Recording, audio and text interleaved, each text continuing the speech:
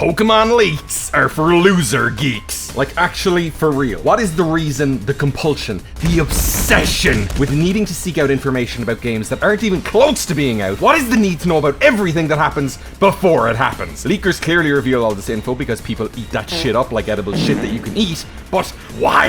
It is an absolute destroyer of the hype season building up towards the game's release, and I am tired of pretending that it isn't. Case in point, back when Scarlet and Violet were announced, I dropped my fair few shorts and predictions. To which, Waikoko evolves into a jazz crocodile called Skeleturge, and it's a fire ghost type. The gimmick is Paradox Pokemon. Bisharp, Dunsparce, and Girafarig are all getting evolutions. And holy ass clap, Batman. Speaking of, Graphite was teased on Twitter. The Leak Brigade see Graph and say, oh my god, it's Girafarig Evo, it was leaked.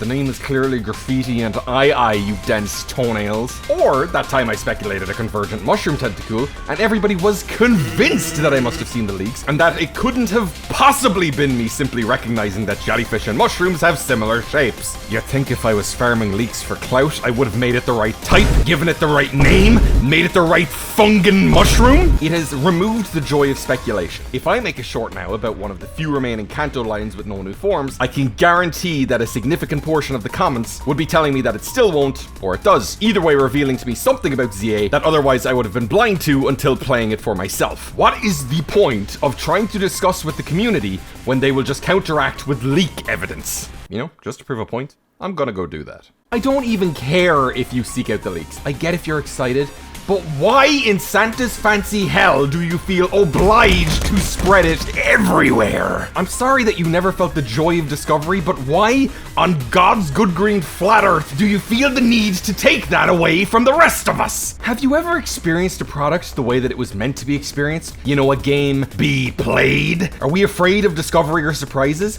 Of challenge? It's like watching a movie while reading a synopsis of the movie so that you can know what happens in the movie before watching the movie, negating the entire fucking purpose of watching the movie. Why even get the game at this point? Why not let somebody play it for you so that you can secondhand the experience like you've already been doing the whole time? Remember playing Legends Arceus and finding out that your starter evolved into a new form unique to the region? Or that intense cutscene where the Temple of Sinnoh becomes Spear Pillar during the final battle against the legendary turning into a crocodile? Or when you catch the Kami trio, only for a fourth secret new member to be revealed? I certainly don't, because they laid them all out as a fucking PNG on a white background. Oh no, the new Pokemon look bad. Yeah, because you're looking at it as a blurry fucking screenshot in an environment it wasn't meant to be shown on! And putting that stuff in thumbnails where it can't be avoided if the algorithm decides to pick it up? Congratulations, your clickbait is temporary, and the games are spoiled forever. I wish all people who put leaks in their thumbnails a very death.